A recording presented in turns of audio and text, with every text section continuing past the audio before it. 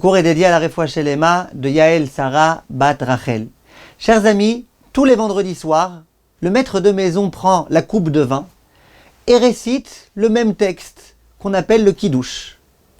Exactement la même chose lors de la Havdalah, le maître de maison prend la coupe de vin et il récite le même texte, sans arrêt le même texte. Tous les vendredis, tous les samedis soirs, le même texte. C'est pas un peu rébarbatif par hasard? C'est comme si vous vous amusiez à voir le même film tous les soirs. Ah, il était trop bien, trop bien. C'est un petit peu embêtant au bout d'un moment. En fait, qu'est-ce que Chachamim vise au moment où il nous demande de procéder au Kiddush et à la Havdalah? Nous déduisons ces deux mitzvot-là du fait qu'il soit écrit Zachor et Yom HaShabbat lekadesho. Souviens-toi du jour de Shabbat pour le sanctifier. Et Chachamim de dire souviens-toi à son entrée, souviens-toi à sa sortie. Kiddush et Havdalah. Viennent Chachamim et disent que si il s'agit ici de se souvenir, ça veut bien dire que le Kiddush et la Havdalah, c'est pas simplement une récitation. C'est pas simplement le fait de goûter un peu de vin ou de jus de raisin. C'est beaucoup plus que ça. C'est une prise de conscience. Quelle prise de conscience? Disent Chachamim, si tu entres dans le monde du Shabbat sans t'en apercevoir, sans t'y préparer, tu risques de passer complètement à côté de tout ce que le monde de Shabbat a à t'apporter. De la même façon, si tu sors du monde de Shabbat sans avoir une alerte qui te dit attention, tu vas maintenant sortir du monde de Shabbat, tu risques de retomber littéralement dans le monde profane dans lequel tu étais sans avoir pris avec toi ce bagage extraordinaire qui s'appelle Shabbat et qui est censé t'accompagner une semaine de plus.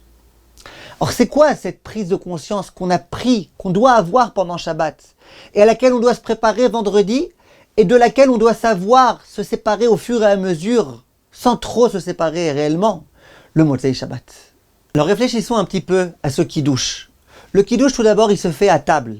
Chachamim, il vient bien nous montrer, sache une chose, ce que tu as fait à la synagogue, dans ta tfila à voix basse, où tu as déjà sanctifié le jour de Shabbat, c'est quelque chose de très bien. Mais ça ne suffit pas. Il faut à table, à la maison, dans un monde matériel, devant tout le monde, devant ta famille, rappeler à tout le monde le sens du Shabbat. Et on commence immédiatement. Yom HaShishi, Vaychulu HaShamayim Va'aretz Vechol Tsevam. L'homme a été créé le 6e jour. Le Shabbat arrive juste après. Ce qu'on vient rappeler lorsqu'on mentionne le fait que l'homme a été créé le 6e jour, c'est de dire que dès que l'homme a été créé, immédiatement on le place dans le monde du Shabbat. Vous vous souvenez des cours précédents dans lesquels on a expliqué c'était quoi le sens fort du jour du Shabbat? Et bien là nous retrouvons l'idée. L'homme a été créé, immédiatement il entre dans le monde du Shabbat. Comme pour se rappeler que la condition sine qua non dans laquelle il peut vivre dans ce monde, c'est d'observer la volonté d'Akadosh Baruch Hu. Pendant un jour il va arrêter de travailler parce qu'il souhaite faire la volonté d'Akadosh Baruch Hu. Et lors de la Havdalah, c'est un peu la même chose. La Havdalah, c'est pas simplement la synagogue dans la tfila à voix basse, c'est à voix haute, devant tout le monde, au salon. Et dans cette Havdalah-là, on nous rappelle la chose suivante.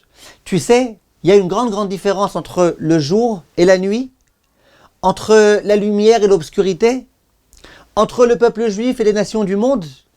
Au même titre, il y a une grande différence entre le jour du Shabbat et les jours de la semaine. Pourquoi cette comparaison?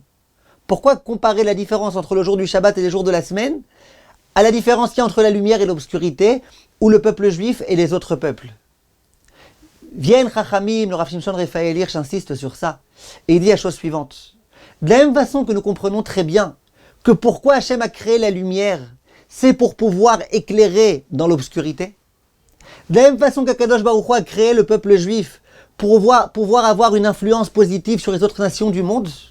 De la même façon, le jour de Shabbat est là pour impacter les jours de la semaine. Le jour de Shabbat est là pour éclairer les jours de la semaine. Et comment? Et comme on vient de l'expliquer. Lorsque l'homme sort de son jour de Shabbat en se souvenant que la raison pour laquelle on vit sur terre, c'est pour servir à Kadosh Baruch Hu, et bien d'un coup, il va pouvoir attaquer sa semaine dans cet état d'esprit-là. À savoir maintenant, je sors dans une semaine, je débute une semaine dans laquelle je vais pouvoir servir à Kadosh Baruch Hu. Tout ce que je ferai, ça sera pour servir à Kadosh Baruch Hu. Je suis sur terre pour servir à Kadosh Baruch Hu. Et voilà que dans cette Havdalah, on va procéder à la senteur d'herbes odoriférantes. Pourquoi? Dis Rachamim, le profit le plus spirituel qui puisse exister et qui est malgré tout, qui provient des sens, c'est le profit de l'odeur.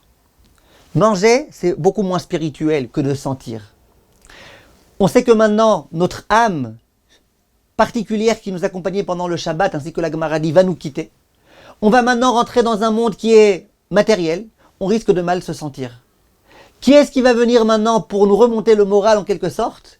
C'est un profit spirituel, le profit des herbes odoriférantes, pour nous rappeler que si tu veux bien te sentir dans cette semaine qui va être une semaine matérielle, c'est plus le monde du Shabbat, eh bien il faut impérativement que tu conserves au maximum l'énergie spirituelle et l'état d'esprit spirituel dans lequel tu étais Shabbat. Sinon, tu vas mal te sentir. Tu as besoin de spirituel pour pouvoir te maintenir. Et à ce moment-là, on va procéder à Boré Meoré Haesh. On va allumer un feu.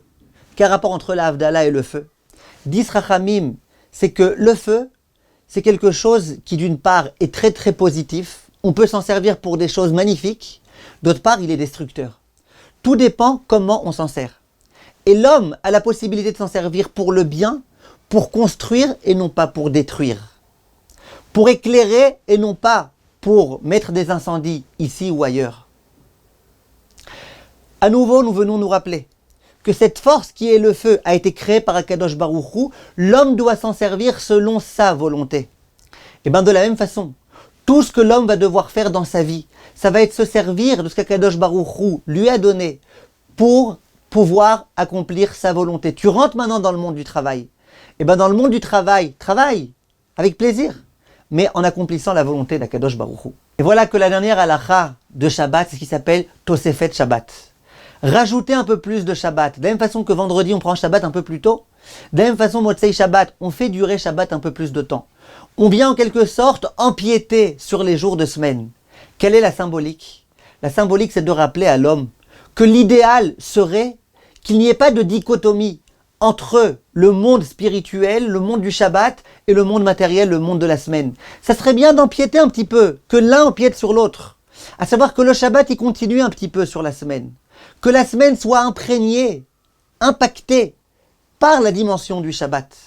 Et de cette façon-là, en faisant durer un petit peu plus, on montre bien que notre intention, c'est de donner, d'apporter au jour de la semaine cette dimension fabuleuse qui est celle du Shabbat. On aura étudié Bezrat Hashem ensemble un certain nombre de halachot et de sens profonds du Shabbat. La prochaine fois, on étudiera Bezrat Hashem le sens d'une autre mitzvah. Kol tov mes chers amis, et j'espère vraiment que ça vous apportera beaucoup dans vos Shabbatot.